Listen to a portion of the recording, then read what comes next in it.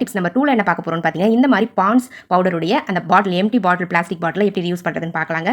பாருங்க, அந்த பாட்டிலை நான் கட் பண்ணுற மாதிரி ரெக்டாங்கிள் ஷேப்பில் கட் பண்ணி அந்த போர்ஷனை நம்ம ரிமூவ் பண்ணிடலாங்க. ரிமூவ் பண்ணிவிட்டு அடுத்தது நான் வந்து இந்த பாட்டிலை நல்லா வாஷ் பண்ணி எடுத்துக்கிட்டு இதனுடைய பேக் சைடில் வந்து பார்த்தீங்கன்னா ஸ்ட்ராங்காக நிற்கிறதுக்காக, அதாவது உருளாமல் இருக்கிறதுக்காக இந்த மாதிரி பிளாக்ஸ் வந்து எடுத்திருக்கேன். இந்த பிளாக்ஸுக்கு பதிலாக நீங்கள் வாட்டர் பாட்டிலுடைய மூடிகளை கூட யூஸ் பண்ணிக்கலாங்க.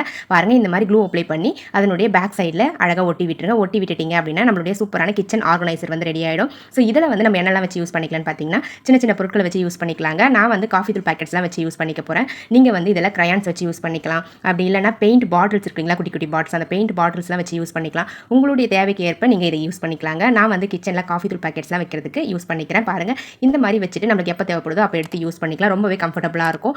பாருங்கள் ஃப்ரெண்ட்ஸ், பார்க்க எவ்வளோ அழகாக க்யூட்டாக இருக்குன்னு சொல்லிட்டு இந்த ஆர்கனைசர் உங்களுக்கு தேவைப்பட்டால் உங்கள் வீட்டிலே இந்த மாதிரி பிளாஸ்டிக் பவுடர் பாட்டில்ஸ் இருக்குன்னா நீங்களும் இதே மாதிரி ட்ரை பண்ணி பாருங்கள். ட்ரை பண்ணி பார்த்துட்டு ரிசல்ட் எப்படி இருந்தது அப்படின்றத கமெண்ட் செக்ஷனில் கமெண்ட் பண்ணுங்கள் ஃப்ரெண்ட்ஸ்.